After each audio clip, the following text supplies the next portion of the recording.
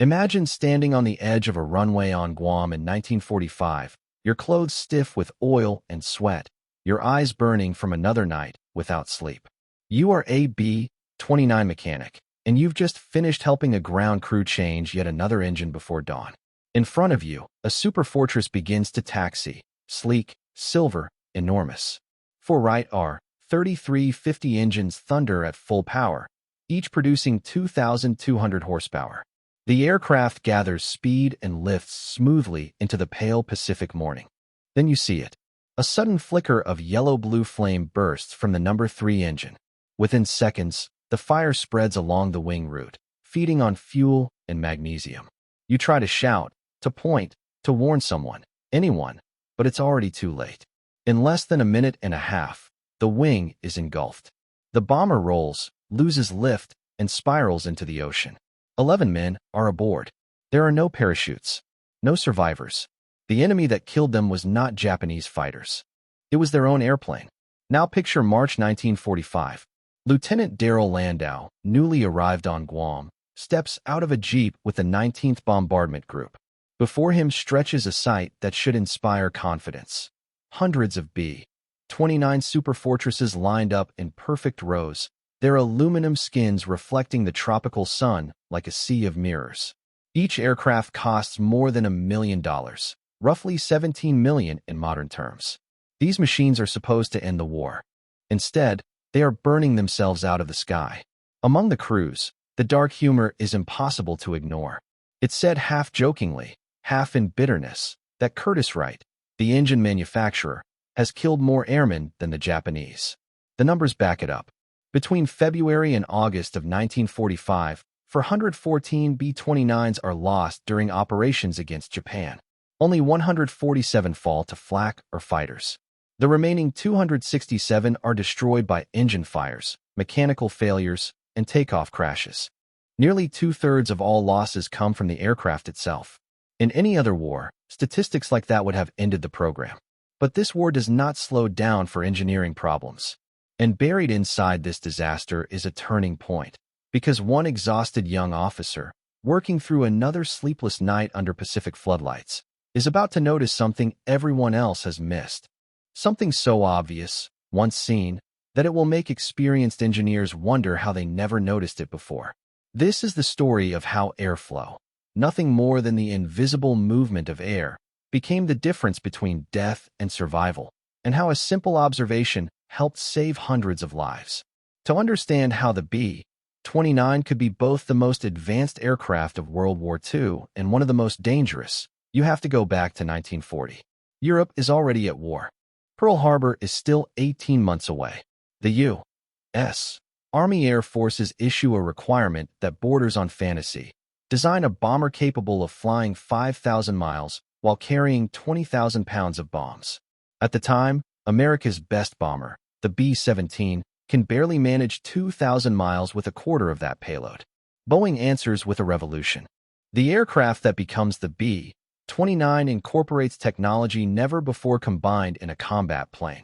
Fully pressurized crew compartments, remotely controlled gun turrets guided by computerized fire control systems, and a wingspan so massive, 141 feet, that it rivals modern jetliners.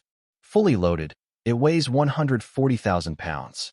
Driving this airborne leviathan are four Wright R-3350 duplex Cyclone engines, 18-cylinder, air-cooled radials arranged in 2 rows of 9, turbo-supercharged to maintain power at altitude.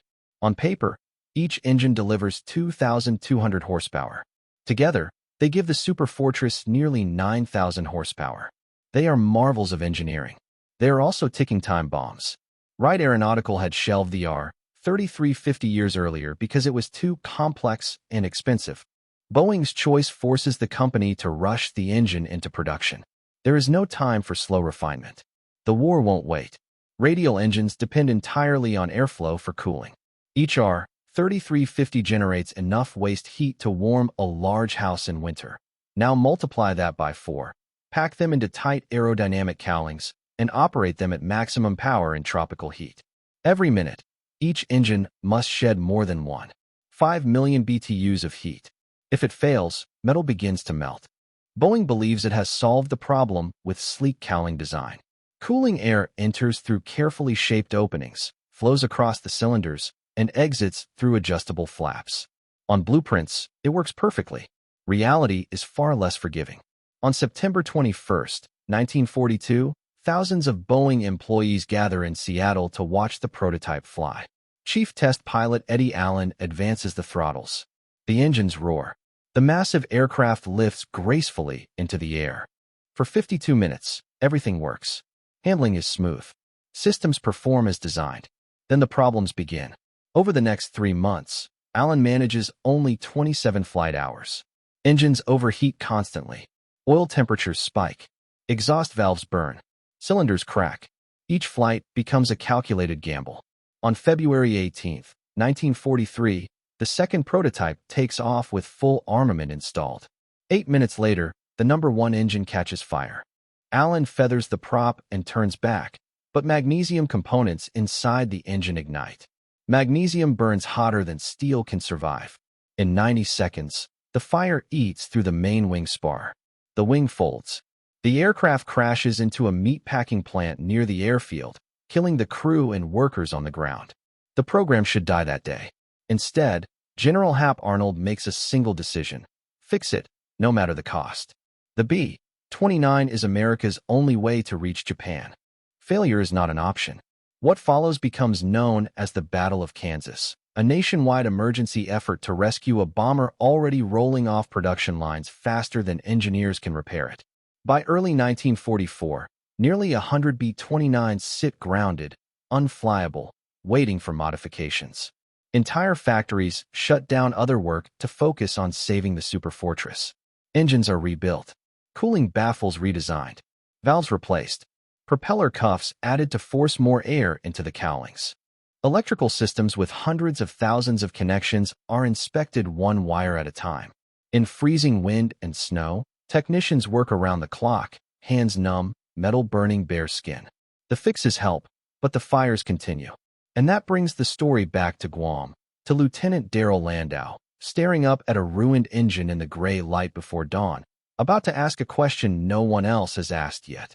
By early 1945, Lieutenant Darrell Landau has been on Guam long enough to know the pattern by heart.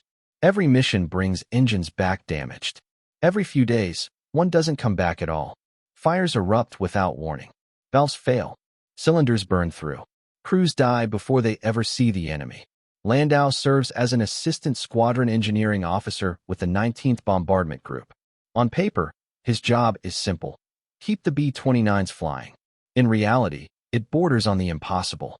Each Wright R-3350 engine weighs more than a small truck. Swapping one out takes 8 hours under ideal conditions, twice that in tropical heat, working by floodlights, with men who haven't slept. One morning, after another all-night engine change, Landau studies a failed engine more closely than usual. The number 5 cylinder in the rear row has swallowed its exhaust valve. The stem is burned clean through. The cylinder head bears the familiar scorch marks, the signature of a valve that failed under extreme heat. He has seen this failure dozens of times. But this time, he doesn't just record it and move on. Standing beneath the engine, Landau looks up and really sees it. Mounted on top of the engine are the propeller governor and magneto distributors, large, cylindrical components, each about the size of a coffee can. They've been mounted in the same location on radial engines for decades. No one questions it. It's standard practice. Except now, something clicks. Cooling air enters the cowling from the front. To reach the rear cylinders, it must flow upward and backward over the engine. But these massive accessories sit directly in the airflow path, blocking and deflecting it like boulders in a river. The rear cylinders aren't just running hot. They're being starved of cooling air. Then Landau remembers something else he has noticed hundreds of times without thinking about it. When an engine starts, the propeller wash doesn't flow straight back. It spirals, forming a swirling vortex around the cowling. Viewed from the front, the airflow rotates counterclockwise. Suddenly the failures make sense. The air blocked by the accessories isn't disappearing. It's being diverted sideways by the spiral flow. And the cylinders that keep failing are positioned exactly where that deflected air should have gone. The one cylinder directly behind the obstruction rarely overheats, because it never tries to produce full power. The neighboring cylinders do, and they burn. It's obvious once you see it, and impossible to unsee. For years, engineers have attacked the problem from every direction except this one. New metallurgy, fuel injection systems, exotic alloys, improved procedures. But the airflow pattern itself has been wrong from the start. The military solution is brute force. Fuel injection replaces carburetors, allowing engineers to run cooler fuel mixtures in the hottest cylinders to compensate for poor cooling. It works, but it's expensive, complex, and slow to implement. Landau believes it's unnecessary. He studies the rocker arms, the components that open and close the exhaust valves. They pivot hundreds of times per minute under enormous stress. Heat here is deadly. Better lubrication means lower friction.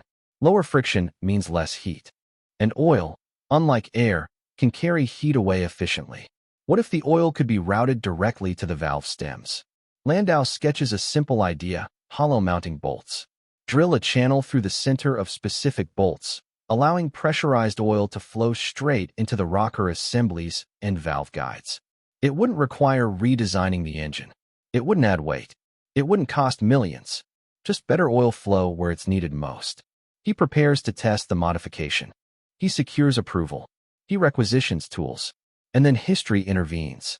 On August 6, 1945, Enola Gay drops the atomic bomb on Hiroshima. 3 days later, Nagasaki follows. On August 15th, Japan surrenders. The war ends overnight. No one cares about improving engine reliability anymore. The problem vanishes with the war. But Landau is right. Post-war testing at Wright Field confirms everything he observed. Smoke tests reveal the exact swirling airflow pattern he predicted. Temperature sensors show rear cylinders running 100 to 200 degrees hotter than the front row. High-speed cameras confirm the blockage created by engine accessories. The hollow bolt modification is never implemented, but the insight stands.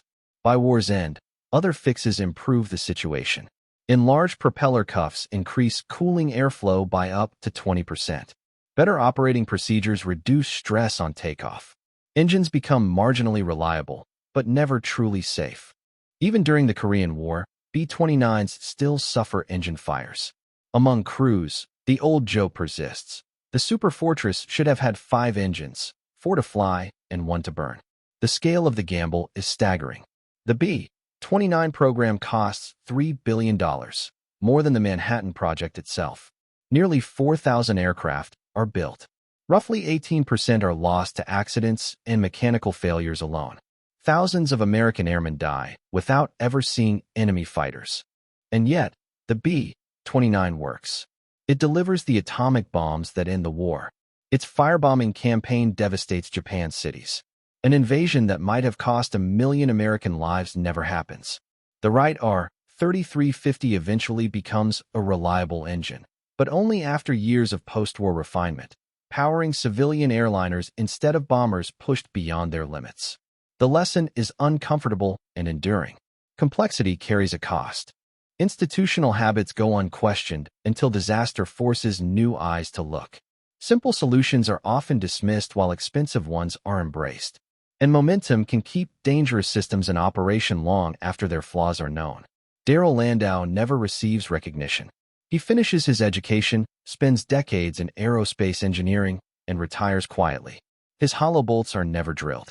But his insight remains, a reminder that sometimes the difference between catastrophe and survival isn't more technology. It's understanding what's actually happening. Today, only 2 B-29s still fly. Their engines are maintained with decades of accumulated knowledge, flown without combat loads, under conditions their designers could only have dreamed of. When they lift into the sky, they carry more than history. They carry the memory of mechanics who worked through frozen nights and tropical dawns, of crews who trusted machines that might betray them, and of a young officer who stood beneath a burned-out engine on Guam and asked the simplest question of all: why do these cylinders keep failing? Sometimes, that question is enough to change history.